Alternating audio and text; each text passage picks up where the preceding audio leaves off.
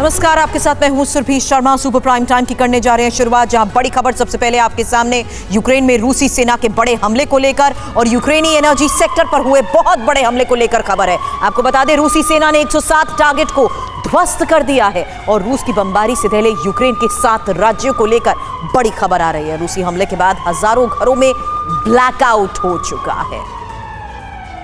अब यूक्रेन के विनाशक हमलों से रूस के 10 शहर अग्नि में झुलस रहे हैं। यूक्रेन ने रूस पर इस साल के सबसे प्रचंड हमले को अंजाम दिया है।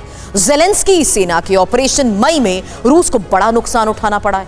बेलगरोद में 300 से ज्यादा अपार्टमेंट ध्वस्त हो चुके हैं और अवदिव्का में रूस का एक सुखोई फाइटर जेट भी गिरा दिया गया है।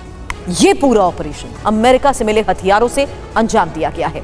अब अमेरिका यूक्रेन को क्लस्टर बॉम्ब रॉकेट भी ट्रांसफर करने वाला है और इसके साथ ही रूस ने ऐलान कर दिया है कि अमेरिका का यह कदम सिर्फ यूक्रेन के लिए नहीं बल्कि यूरोप के लिए भी विध्वंसक साबित हो सकता है।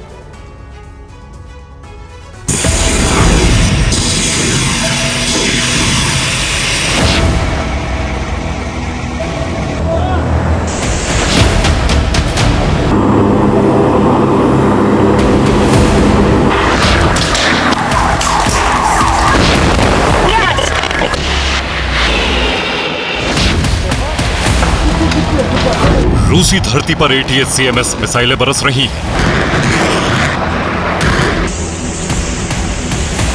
रूस के कब्जे वाले यूक्रेनी क्षेत्रों पर हाइमार्स रॉकेट फट रहे हैं।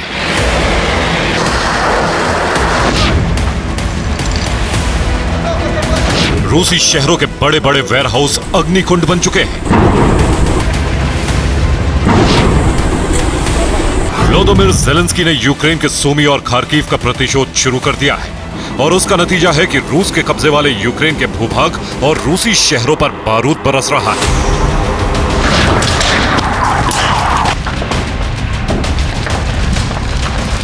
डोनेस्क में यूक्रेन के हमले जारी हैं और कई इलाकों पर रॉकेटों की बरसात हो रही है। लुहांस्क में यूक्रेन की मिसाइलें तबाही बनकर पहुंच रही हैं। बेलगोरोद पर यूक्रेन ने हमले करके शहर के 300 से ज्यादा घरों को ध्वस्त कर दिया है।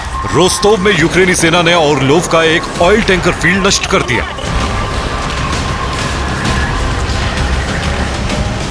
अमेरिका से हथियारों की नई खेप इसी हफ्ते यूक्रेन पहुंची और अब युद्ध में उनका विनाशक असर साफ नजर आने लगा है।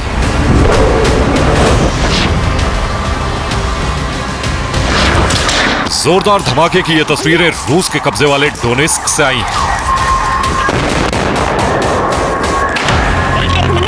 ये धमाका उस वक्त हुआ जब एक स्थानीय पत्रकार वहां रिपोर्टिंग कर रही थी।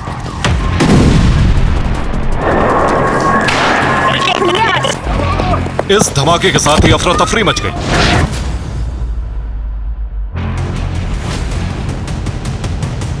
ग्यारह मई की दोपहर को जिस रेस्टोरेंट पर यूक्रेन ने हमला किया उसकी हालत कुछ ऐसी हो गई।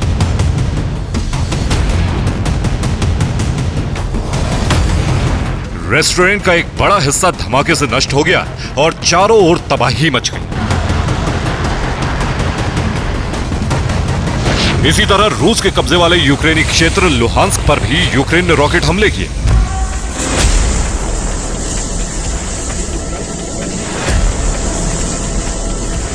यूक्रेन ने लुहांस्क में बनाए गए रूस के ऑयल डिपो को टारगेट किया और धमाके के बाद ऑयल डिपो में आग लग गई।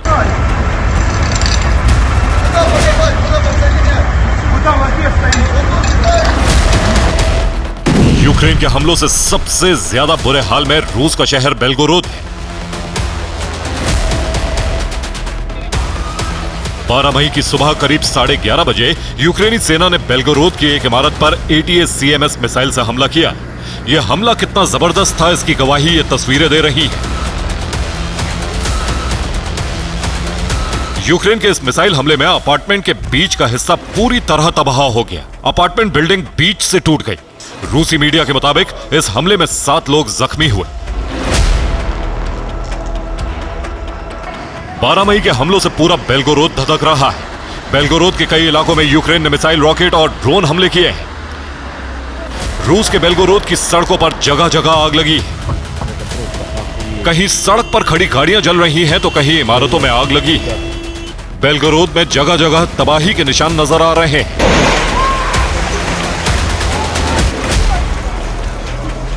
यूक्रेन ने ईस्टर्न फ्रंट लाइन से लेकर रूस के सीमाई शहरों क्रास्नोदार, बेल्गोरोद और वोल्गोग्राद सहित मॉस्को तक हमले शुरू कर दिए हैं।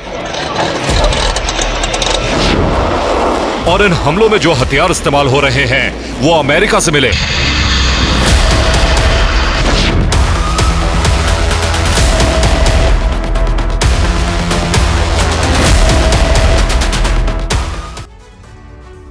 यूक्रेन ने रूसी जमीन पर हमले के लिए ATACMS मिसाइल का इस्तेमाल किया। यह surface to air tactical ballistic missile system है। अमेरिका ने यह मिसाइल सिस्टम यूक्रेन को दिए हैं। इन मिसाइलों की रेंज 300 किलोमीटर तक है। दूसरा विनाशक हथियार इस्तेमाल किया गया है हाइमार्स। यह एक मल्टीपल लॉन्च रॉकेट सिस्टम है। यह सिस्टम भी यूक्रेन को अमेरिका से मिला है। इससे लॉन्च होने वाले रॉकेट की रेंज 25 किलोमीटर तक है। अब यूक्रेन ने कैमकाजी ड्रोन यूजे एयरबोर्न से भी हमले किए हैं और यह यूक्रेन में ही विकसित किया गया है।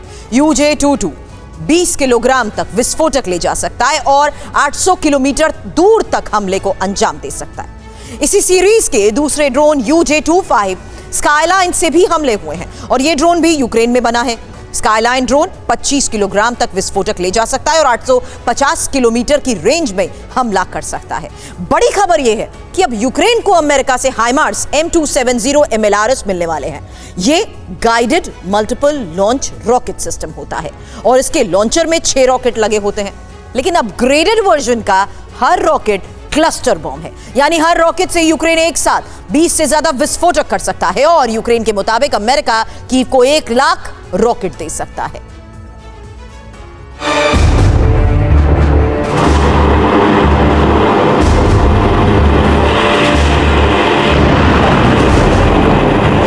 यूक्रेन ने इन विनाशक हथियारों से युद्ध को रूस की जमीन पर शिफ्ट कर दिया है।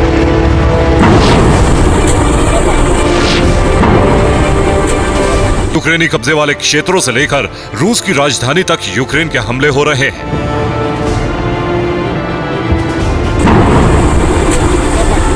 राजधानी मॉस्को के एक बड़े वेयरहाउस में आग लग गई और दावा है कि इस आगजनी के पीछे यूक्रेन के एजेंट हैं।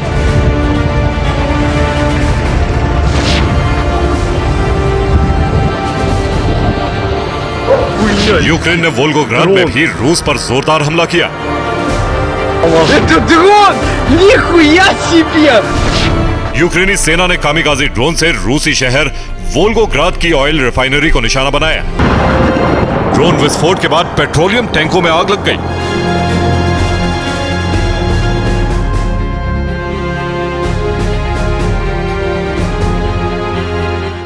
यूक्रेन ने रूस के वोल्गोग्राद में ऑयल रिफाइनरी ध्वस्त कर दी। मॉस्को में एक गोदाम में आग लगा दी। रोस्टोव में एक पावर स्टेशन पर हमला किया है। यूक्रेन के हमले से बेल्गोरोद में 300 अपार्टमेंट को नुकसान पहुंचा है। रूस ने ब्रियांस्क, वोल्गोग्राद और लिपेत्स्क क्षेत्रों में 6 ड्रोन हमले नाकाम कर दिए।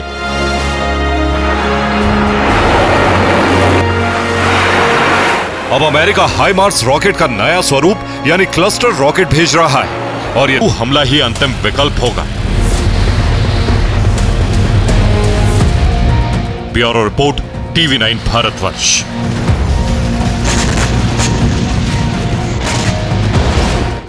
अब यूक्रेन की मिलिट्री पोस्ट पर रूस के बड़े हमले को लेकर भी खबर है, जहां रूस ने Su-34 से फैब 500 बॉम्ब गिराया है। आपको बता दें, हमले में यूक्रेन की मिलिट्री पोस्ट के परखच्चे उड़ चुके हैं। रूस के रक्षा मंत्रालय ने बकायदा इसका वीडियो जारी किया है। ये देखिए तस्वीर।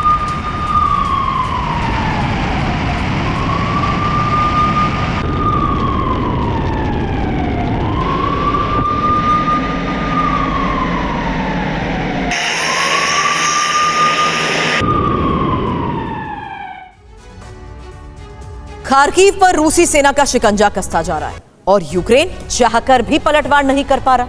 खार्किव में रूसी सेना का मिशन जारी है और लगातार हमले हो रहे हैं। रूसी सेना की टुकड़ियां 5 इलाकों पर कब्जा करने के बाद आगे बढ़ रही हैं। गोलियाबारी और साथ ही बमबारी की वजह से ही खार्किव के रिहायशी इलाकों में भारी तबाही हो रही है।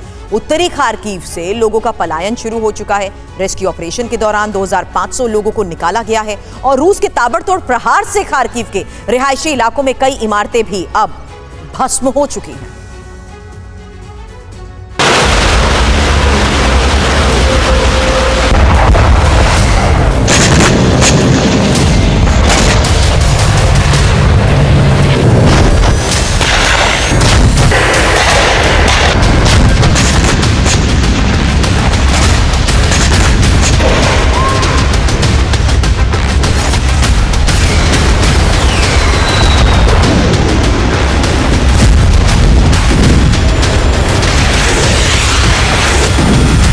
ऐसी रणनीति की ना यूक्रेन की सेना पलटवार कर सके और ना ही खार्किव के बाहर से यूक्रेनी बैकअप फोर्स दाखिल हो सके।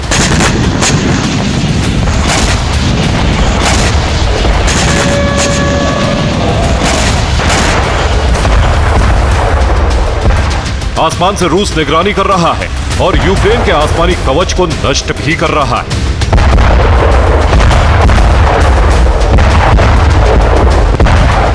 ये खार्किव की मौजूदा हालत का छोटा सा ट्रेलर है।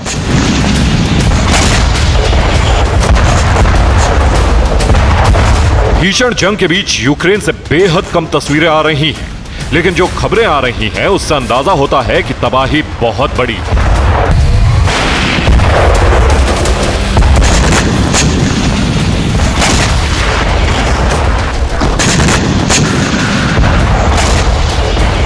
रूस की सेना को बैकअप देने के लिए रूसी फाइटर जेट दिन रात उड़ान भर रहे हैं।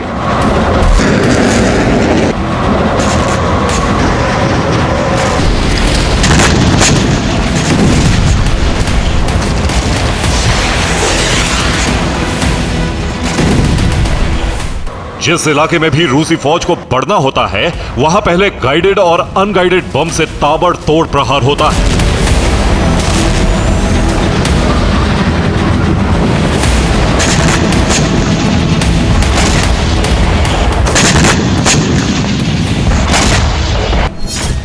हवा और जमीन से एक साथ प्रहार।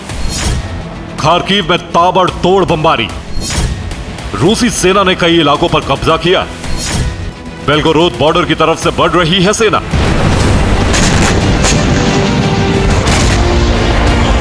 फिलहाल उत्तरी खार्किव में भीषण जंग चल रही है, क्योंकि रूस की सेना सूमी और बेलगोरोद की तरफ से खार्किव में दाखिल हो रही है। रूसी सेना और आर्टिलरी की कई टुकड़ी बनाई गई है।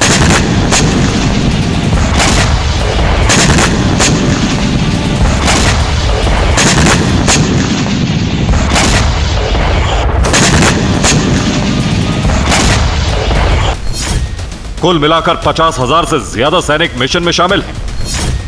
रूस की तरफ से बैकअप फोर्स भी रवाना की गई है। बेलगोरोद में रूसी फौज का भारी जमावड़ा हो चुका है।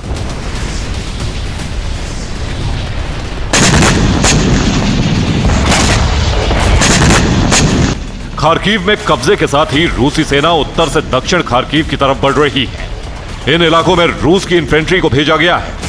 रूस की एरोस्पेस फोर्स खार्किव मिशन में रूसी सेना के लिए रास्ता बनाने का काम कर रही है। खार्किव मिशन का रूट पहले से फिक्स है और उसी स्ट्रेटेजी के तहत हवा से हमले किए जा रहे हैं।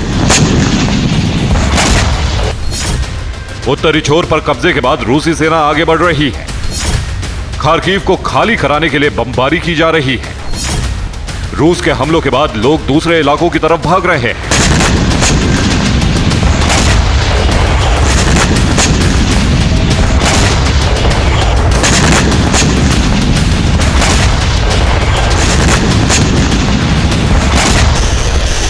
रिपोर्ट के मुताबिक रूसी सेना MLRS, टैंक और बख्तरबंद वाहनों के साथ कुछ इलाकों पर कब्जा जमा चुकी है। अब बैकअप फोर्स उन इलाकों पर कब्जा बनाए रखेगी और बाकी की सेना आगे बढ़ेगी। लेकिन इसके लिए कमांडर्स को एरोस्पेस फोर्स का सिग्नल मिलना जरूरी है, क्योंकि हवा से भारी तबाही मचाने के बाद ही जमीनी सेना को आगे बढ़ने के ऑर्डर दिए जा रहे हैं। खार्किव मिशन रूस के लिए बेहद आसान इसलिए है क्योंकि इस वक्त खार्किव में एयर डिफेंस और यूक्रेनी आर्टिलरी की भारी कमी है। यही वजह है कि रूस के सैनिकों को पलटवार का सामना नहीं करना पड़ रहा।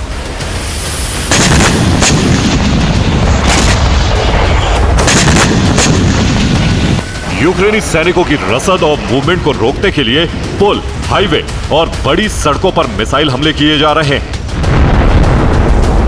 फाइटर जेट से हमले के बीच रूसी एरोस्पेस फोर्स की ताकत को बढ़ाने के लिए सुखोई 35S के नए बैच को शामिल किया गया है। आपको दिखाते हैं कि रूसी सेना कैसे शुरुआती हमले में कामयाब हुई है और रूस का नया फाइटर कितना ताकतवर है। खार्किव पर रूसी सेना ने बेलगोरोद बॉर्डर की तरफ से हमला किया था और शुरुआती दौर में खार्किव के 5 इलाकों पर रूसी सेना का कब्जा हो चुका है। अब रूसी फौज प्लेतनोविव का साथ ही ओर्गसोवो के अलावा पालानाया और साथ ही स्त्रेलेचिया बोरिसोवका पर भी कब्जा कर चुके हैं। यूक्रेन की सप्लाई लाइन काटने के लिए रूसी फौज खार्किव में ब्रिज को टारगेट कर रही है और शनिवार को वोल्चिया नदी पर भी बने पुल को मिसाइल से गिरा दिया गया। इस बीच रशियन एयरफोर्स सुखोई 35S के नए बेस से लैस की गई है। यह 4++ जेनरेशन का विमान है। इसकी रफ्तार 2500 किलोमीटर प्रति घंटे की है। यह विमान एक बार 4 जमीनी टारगेट पर हमला कर सकता है और हवा में यह 30 टारगेट को ट्रैक करके हमला करने में सक्षम है। अब Sukhoi 35S air to air missile से लैस है। जमीन पर हमले के लिए इसमें एयर टू सरफेस मिसाइल का इस्तेमाल होता है। साथ ही समंदर में अटैक के लिए इसमें एंटी शिप मिसाइल भी लगाई जा सकती है। सुखोई 35S से गाइडेड बॉम्ब और अनगाइडेड बॉम्ब से भी हमला करना मुमकिन है।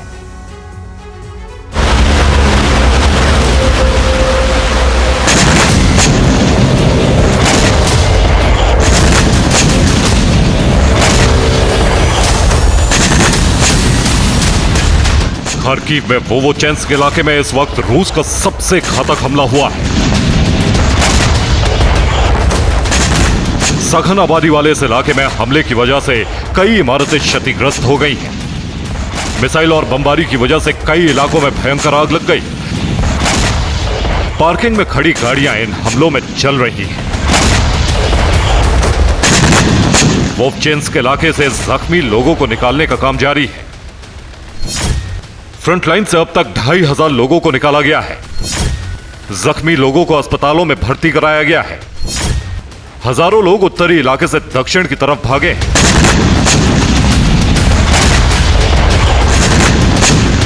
खार्किव में जिस बड़े नरसंहार की आशंका है उसकी शुरुआत हो चुकी है। यूक्रेन के दूसरे सबसे बड़े शहर में 14 लाख लोगों की आबादी है। इतने लोगों का खार्किव छोड़कर किसी और शहर में जाना मुमकिन नहीं है। अब तक रिहायशी इलाकों में जबरदस्त तबाही की सबसे बड़ी वजह है रूस की तरफ से फाब सीरीज के बम का इस्तेमाल। एक ही इलाके में 20 बम से हमला करना, मिसाइलों से रिहायशी इलाकों में धमाके करना।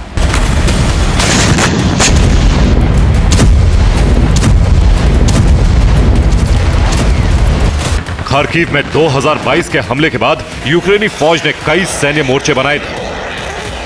खार्किव में कई जगहों पर रडार और एयर डिफेंस की तैनाती की गई थी। रूस की सीमा के करीब होने की वजह से खार्किव की सुरक्षा में यूक्रेन के सैनिकों की बहुत बड़ी तैनाती है। लेकिन डोनेस्क में रूसी सैनिकों से मुकाबले के लिए खार्किव से सैनिकों की शिफ्टिंग की गई थी। अब खार्किव में सैनिकों की संख्या बेहद कम है।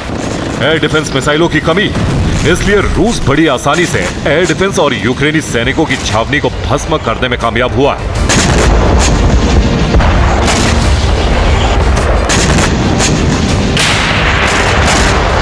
अब कीव से खार्किव में बैक फोर्स भेजने की रणनीति तैयार की गई, लेकिन इसके लिए हथियारों का इंतजार किया जा रहा है।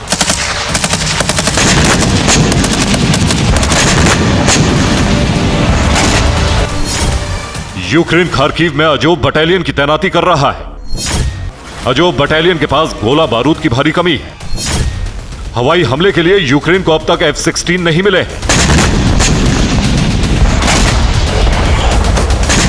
ज़ेलेंस्की की मजबूरी है कि वो खार्किव में निहत्थे सैनिकों का काफिला नहीं भेजना चाहते।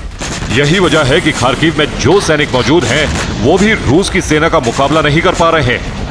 फिलहाल रूस के सैनिकों को रोकने की जगह लोगों को निकालने के काम को ज्यादा तवज्जो दी जा रही है, ताकि ज्यादा से ज्यादा जिंदगी बचाई जा सके।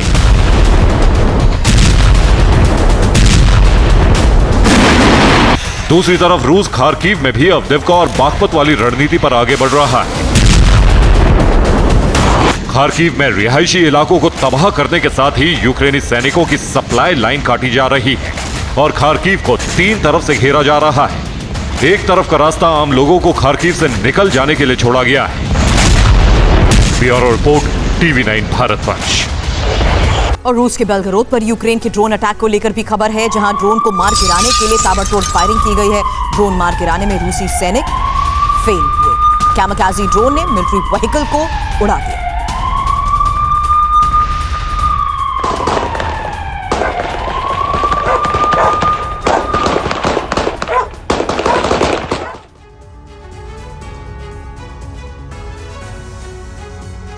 नेटो को भनक लग चुकी है कि अगर पुतिन को नहीं रोका गया तो मई के आखिरी हफ्ते में यूक्रेन का सरेंडर तय है। इसलिए नेटो देश एकजुट होकर अब रूस के खिलाफ रणनीति बना रहे हैं। फ्रांस और ब्रिटेन ने तय कर लिया है, अगर हालात बिगड़े तो रूस पर सीधा हमला भी किया जा सकता है, जबकि यूक्रेन में पहले ही सेना भेज दी गई है। उधर नेटो के प्लान पर पुतिन ने पलटवार करने की तैयारी कर ली है और परमाणु ठिकानों को अलर्ट मोड पर डाल दिया है। यानी रूस पर नेटो का एक भी हमला यूरोप में तीसरे विश्व युद्ध का दरवाजा खोल सकता है।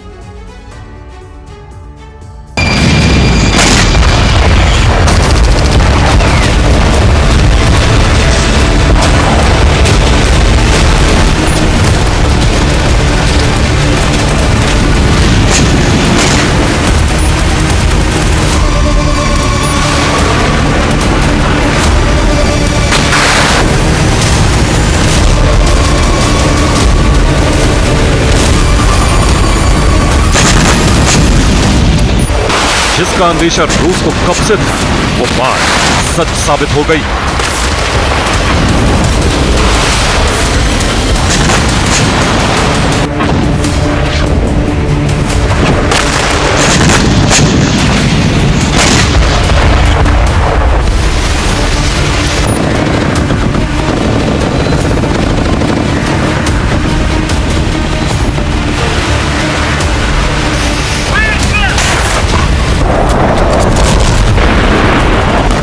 यूक्रेन में नाटो देशों के सैनिक जा पहुंचे और फ्रंट फुट पर जंग लड़ रहे हैं।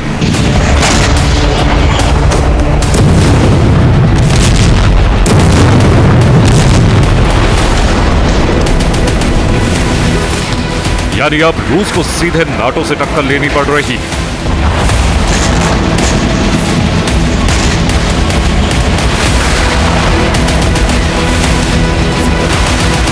तीन देशों ने सबसे पहले सैनिकों की टुकड़ी भेजी, जिसमें फ्रांस, ब्रिटेन और एस्टोनिया शामिल है। इसलिए ये तीनों देश रूस के टारगेट पर हैं। रूस का दावा है कि यूक्रेन ने फ्रंट लाइन पर नाटो सैनिकों को भेज दिया, जिससे रूस में भारी तबाही मचाई जा सके।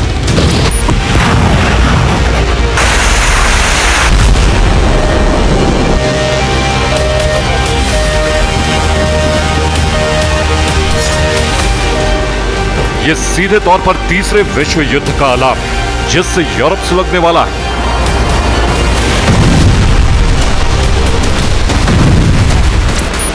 पुतिन को लेकर पेंटागन कई तरह के कयास लगा रहा है। रूस ने आर्कटिक में एटमी बेस वॉर रेडी मोड पर कर दिया। काला सागर में न्यूक्लियर सबमरीन उतारकर नाटो को चुनौती दे डाली, जबकि बाल्टिक सागर में भी घेराबंदी तेज कर दी। कैलिनिनग्राड न्यूक्लियर मिसाइल को लॉन्चिंग पैड पर लगा दिया।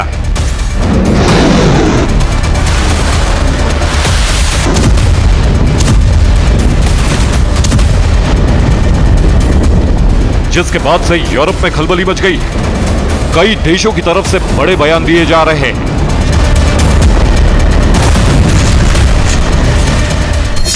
जर्मनी ने कहा है कि नाटो देश एक साथ मिलकर रूसी मिसाइल और ड्रोन स्ट्राइक को रोके। इसके अलावा ब्रिटेन की तरफ से कहा गया है कि रूस को यूक्रेन के मैदान तक ही सीमित करना होगा। अगर ऐसा नहीं हो पाया तो यूरोप में एटमी युद्ध शुरू हो जाएगा। इसके अलावा फ्रांस ने फिर कहा है कि रूस पर सीधा हमला कर दिया जाए, जिससे रूस को संभलने का मौका नहीं मिल पाए। अब सवाल उठ रहा है कि आखिर नाटो ऐसा कैसे करेगा। इसके लिए पेंटागन की रिपोर्ट में बताया गया है कि पहले नाटो देश यूक्रेन को हथियार देते रहेंगे।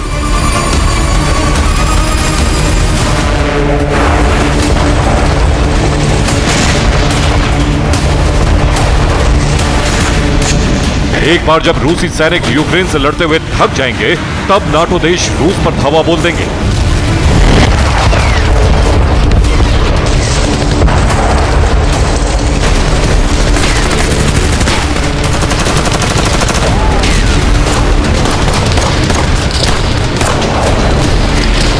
ऐसे वक्त में रूस को संभलने का मौका नहीं मिल पाएगा। लेकिन सवाल यह कि हमले के बाद नाटो का अगला प्लान क्या है? क्या फिर से रूस टूटेगा?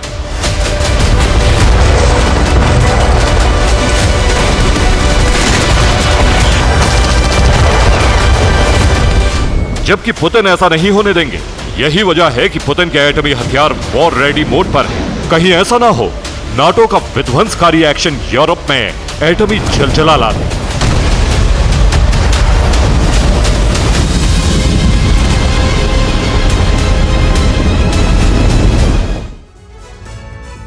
नेटो का प्लान है कि हर हाल में यूक्रेन को रूस से बचाना है और इसके लिए सैनिक भेजे जा रहे हैं, जिसमें पहला नाम फ्रांस का है। इमैनुअल मैक्रोन ने सबसे पहले इसके लिए कहा था। उसके बाद ब्रिटेन ने सैन्य मदद के साथ सैनिक भी भेज दिए, जबकि जर्मनी भी सैनिक भेजने के लिए तैयार है। वहीं एस्टोनिया, फिनलैंड और स्वीडन भी सैनिक भेज रहे हैं और इसके अलावा पोलैंड, चेक रिपब्लिक, रोमानिया और मोल्दोवा भी अपने सैनिक यूक्रेन भेज रहे हैं, जो रूस पर हमला करने के लिए तैयार है। यानी अब यूक्रेन की जमीन से नेटो सैनिक रूस से युद्ध लड़ेंगे। यह सीधे तौर पर रूस का नेटो से टकराव है।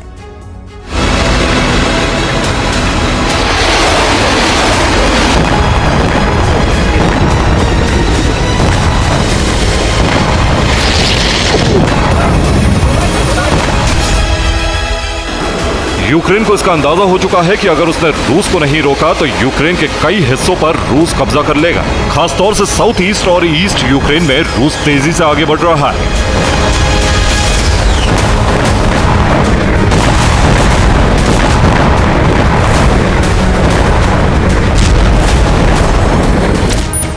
यही वजह है कि ज़ेलेंस्की नाटो देशों से जल्दी और ज्यादा से ज्यादा हथियार भेजने की डिमांड कर रहे हैं।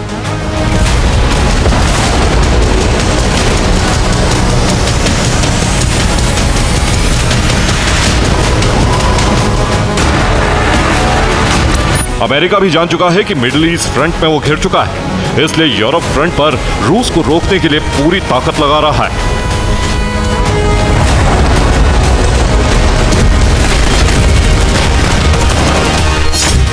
इसके जवाब में पुतिन ने 3 देशों के साथ मिलकर वॉर फ्रंट बना लिया है, जिसमें रूस के साथ ईरान, चीन और नॉर्थ कोरिया शामिल है। इन तीनों देशों से रूस को हथियार भी मिल रहे हैं, जबकि रूस भी रसद और दूसरे सामान वहां पहुंचा रहा है। यानी पुतिन के साथ देशों का जुड़ना पश्चिमी देशों के लिए अलार्म है।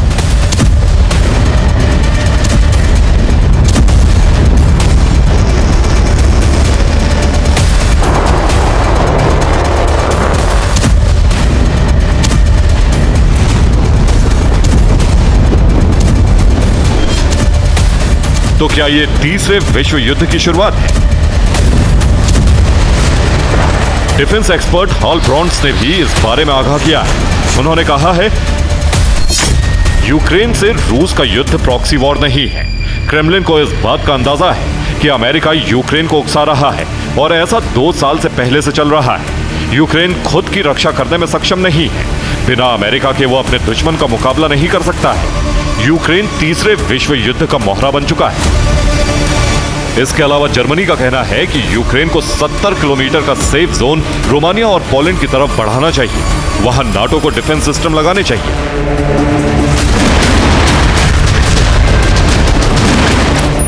ब्रिटेन ने यूक्रेन के लिए अभी तक का सबसे बड़ा मिलिट्री पैकेज दिया है, जिसमें 1600 मिसाइल, 400 आर्म्ड व्हीकल और 40 लाख राउंड गोला बारूद शामिल है।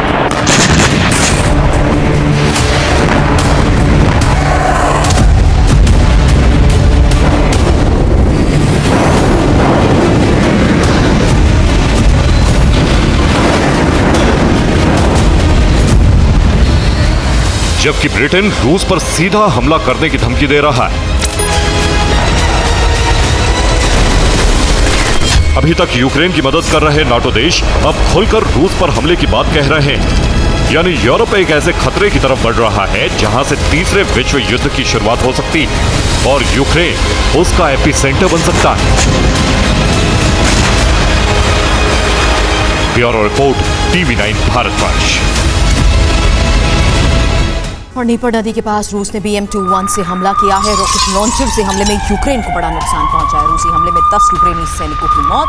हमले में यूक्रेन के 2 सैन्य वाहन तबाह।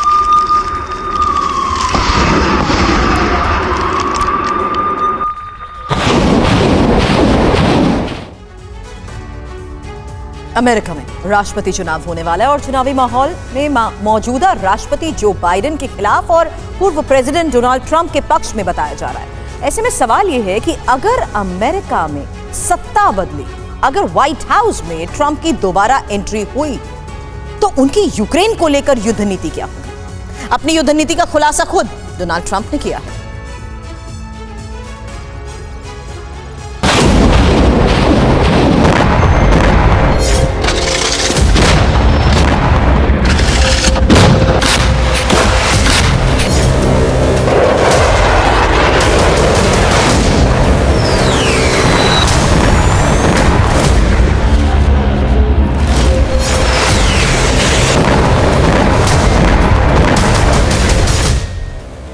अमेरिका एक साथ दो जंग में फंसा है। पहला यूक्रेन युद्ध और दूसरा गाजा युद्ध।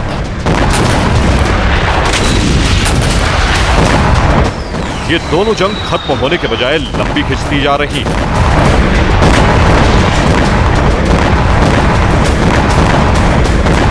इन दोनों युद्ध की वजह से अमेरिका को बहुत बड़ा नुकसान हो रहा है। न सिर्फ डॉलर का बल्कि हथियारों का भी।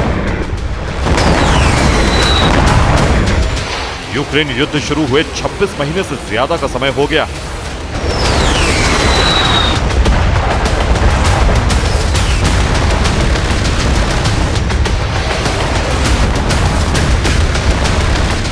यूक्रेन युद्ध की आग हर बीतते दिन के साथ भयावह होती जा रही।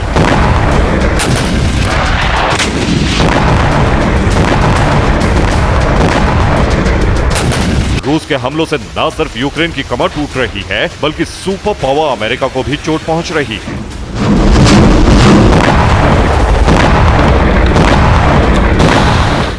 अमेरिका यूक्रेन को अब तक $175 बिलियन की मदद दे चुका है, यानी 14,62,000 करोड़ रुपए की सहायता। बावजूद इसके यूक्रेन जंग में पिछड़ता जा रहा है। अमेरिका को लगातार मदद देनी पड़ रही, जिससे उसकी अर्थव्यवस्था पर बहुत बुरा असर पड़ रहा है।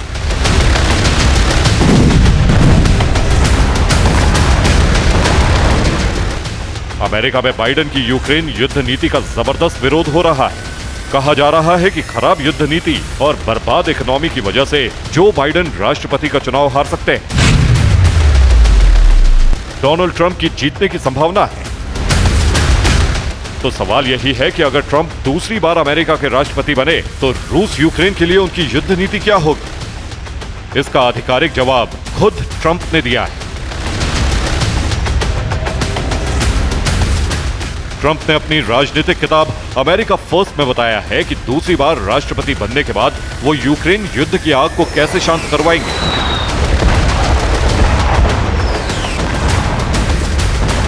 ट्रंप और उनकी पार्टी ने विस्तार से अपनी पॉलिसी बताई।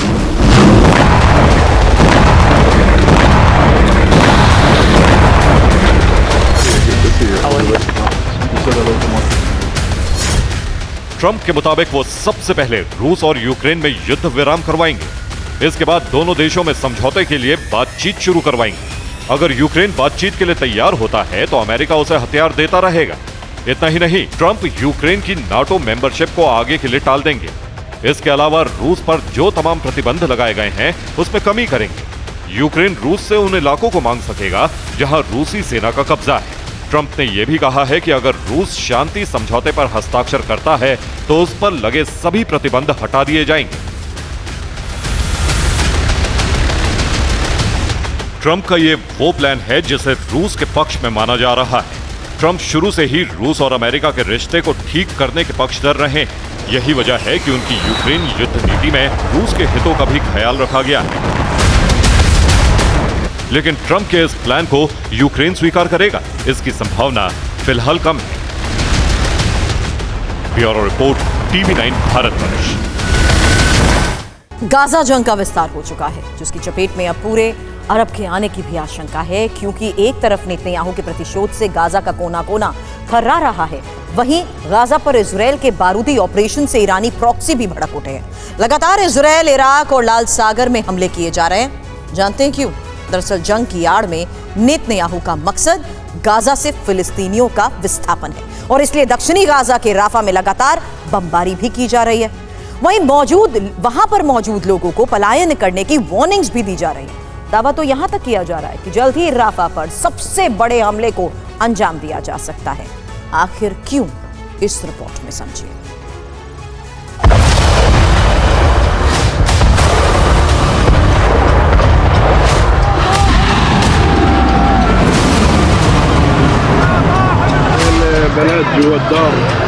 गाजा का गदर हर नए दिन के साथ विध्वंसक और विनाशक होता जा रहा है, क्योंकि हमास के खात्मे के लिए इजराइल ने अपनी बारूदी जखीरे खोल दिए। गाजा पट्टी का कोना कोना बारूद से सन चुका है।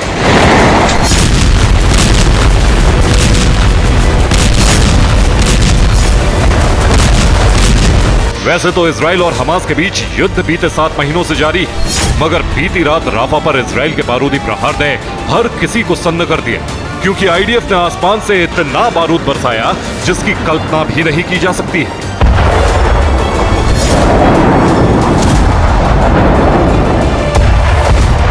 मगर यह तो नेतन्याहू के प्रतिशोध का महज छोटा सा ट्रेलर है।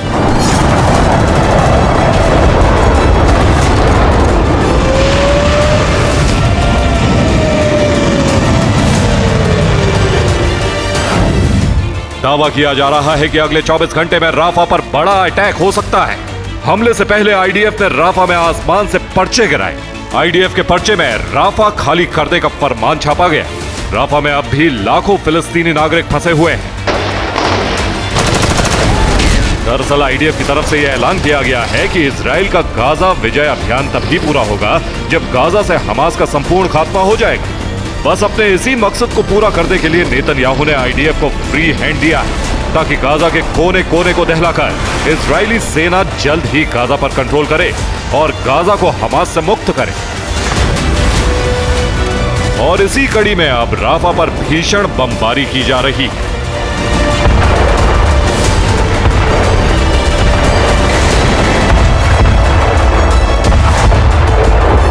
लेकिन हैरान करने वाली बात यह है कि राफा में मौजूद लाखों फिलिस्तीनी नागरिकों को आखिर कहां भेजा जा रहा है, क्योंकि आसमान से पर्चे गिराकर आईडीएफ लोगों को राफा खाली करने की चेतावनी दे रही है। तो आपको बता दें कि भूमध्य सागर से सटा एक इलाका है अल मवासी, वहीं पर लाखों फिलिस्तीनियों को भेजने की तैयारी हो रही है।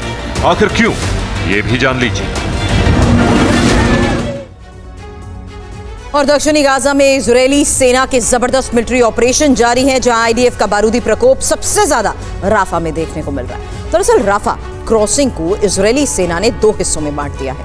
आपको बता दें कि राफा क्रॉसिंग का पश्चिमी हिस्सा एक सूखा रेगिस्तानी इलाका है, लिहाजा लाखों फिलिस्तीनियों ने राफा क्रॉसिंग के पूर्वी हिस्से को अपना ठिकाना बना रखा है। बस इसी के चलते आईडीएफ राफा के पूर्वी हिस्से में लगातार भीषण बमबारी कर रहा है। और इतना ही नहीं, हमलों के साथ साथ आईडीएफ वहां मौजूद लोगों पर पलायन का भी दबाव बना रहा है। मकसद साफ है, पूर्वी राफा में मौजूद लाखों लोगों को गाजा के तटीय इलाके अल मवासी की तरफ भेजा जाए। भूमध्य सागर से सटा अल मवासी कस्बा करीब 8.6 मील लंबा और करीब आधे मील की चौड़ाई में बसा हुआ इलाका है। हालांकि गौर करने वाली बात तो यह है कि भूमध्य सागर से सटे अल मवासी के तट पर अमेरिका बंदरगाहनुमा स्ट्रक्चर को भी तैयार कर रहा है। राफा में फंसे लाखों लोगों पर अल मवासी जाने का दबाव बनाया जा रहा है। आसमान से लगातार पर्चियां गिराई जा रही हैं। हवाई हमलों की चेतावनी दी जा रही। आईडीएफ का मकसद साफ है, या तो अल मवासी जाओ या फिर जहन्नम। लेकिन बड़ा सवाल यह है कि महज 14 वर्ग किलोमीटर के इलाके में 25 लाख लोग कैसे रहेंगे।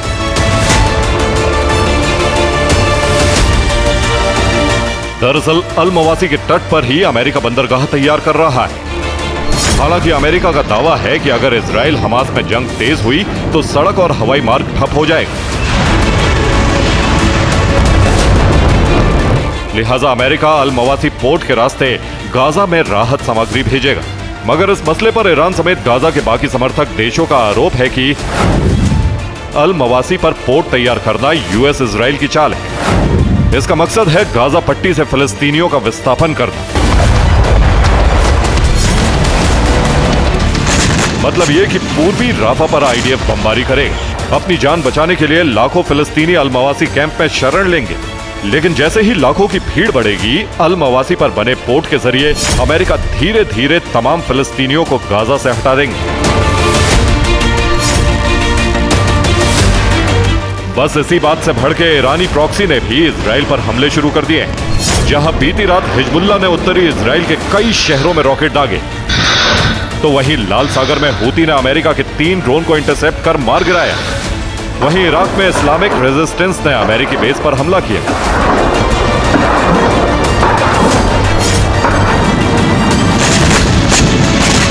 यानी गाजा का विस्तार अब पूरे अरब में हो चुका है, जहां एक तरफ नेतन्याहू के बारूदी प्रतिशोध से दक्षिणी गाजा सुलग रहा है, तो वहीं दूसरी तरफ ईरानी प्रॉक्सी के हमलों से अमेरिका इजराइल थर्रा रहे हैं। इसी बीच दुनिया के तमाम हिस्सों में इजराइल के खिलाफ गुस्से की आग भड़की हुई है। अमेरिका से लेकर फ्रांस तक, यूरोप से लेकर मिडिल ईस्ट तक लाखों फिलिस्तीनियों के समर्थन में दुनिया के अलग अलग कोने में जबरदस्त प्रदर्शन जारी है।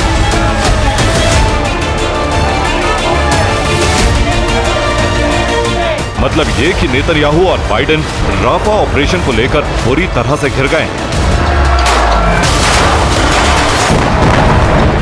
Bureau report, TV9 Bharatvarsh. जैसे कि दुनिया को चौंकाते हैं, वैसे ही उनकी मिसाइलों ने भी रूस को अब हैरान कर दिया है। रूस और नॉर्थ कोरिया में हथियारों की डील हुई थी और रूस के नॉर्थ कोरिया की मिसाइलों से यूक्रेन पर प्रहार शुरू किए। ये बड़े नरसंहार की वजह बना। किम की मिसाइलें टारगेट से भटक रही हैं और रिहायशी इलाकों पर गिर रही हैं।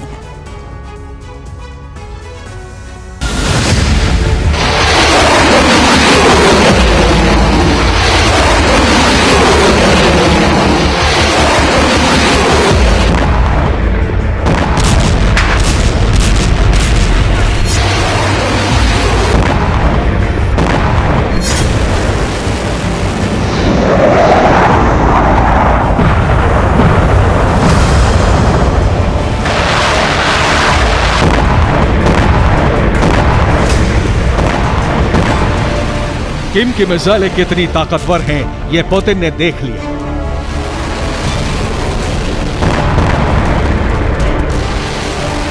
किम के दावों में कितनी सच्चाई है, ये रूस की पूरी सेना ने परख ली। किम की खोखली मिसाइलों से रूस को भले ही बड़ा फायदा नहीं हुआ, लेकिन यूक्रेन को बहुत बड़ा नुकसान उठाना पड़ा है।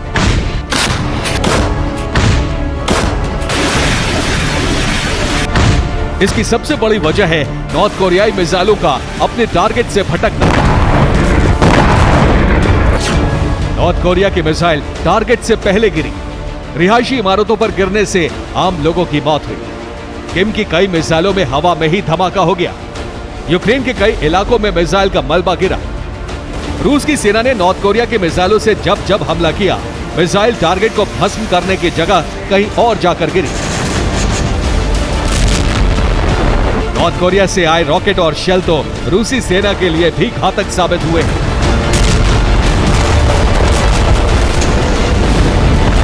रिपोर्ट के मुताबिक नॉर्थ कोरियाई रॉकेट में बेवजह धमाके हो गए। रूसी सेना के कई गोदामों में रॉकेट से आग लग गई। नॉर्थ कोरियाई हथियारों के साथ रूसी हथियार भी जल गए। यूक्रेन में आम लोगों की मौत के बढ़ते आंकड़े के लिए अब नॉर्थ कोरियाई मिसाइलों को ही जिम्मेदार ठहराया जा रहा है। पोलैंड की राजधानी वॉर्सो में अग्निकांड ने बहुत भयंकर नुकसान किया है। 12 मई की सुबह एक शॉपिंग कॉम्प्लेक्स में आग लग गई और आग से उठने वाला काला धुआं वॉर्सो के बड़े इलाके में फैल गया। पर्यावरण विभाग को वॉर्सो के बहुत बड़े इलाके में रेड अलर्ट जारी करना पड़ा।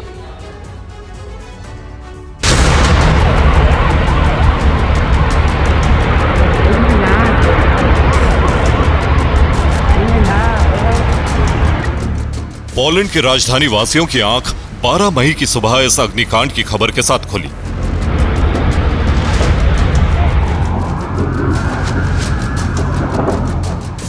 राजधानी वॉर्सो के बियालोकेला इलाके में एक शॉपिंग कॉम्प्लेक्स में आग लग गई। आग इतनी भयानक थी कि पूरे इलाके में धुएं का काला गुब्बार छा गया।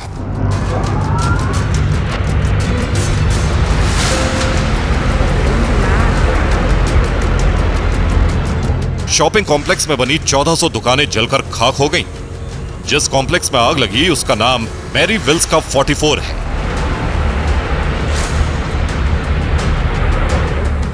फायर ब्रिगेड के मुताबिक कॉम्प्लेक्स का 80% हिस्सा जलकर खाक हो चुका है।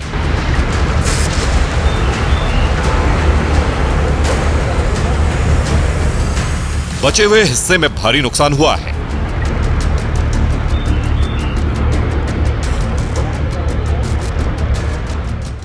आग बुझाने के लिए फायर ब्रिगेड की 50 टीमों को तैनात किया गया, लेकिन प्रचंड आग को बुझाने में बहुत मुश्किलें हुई।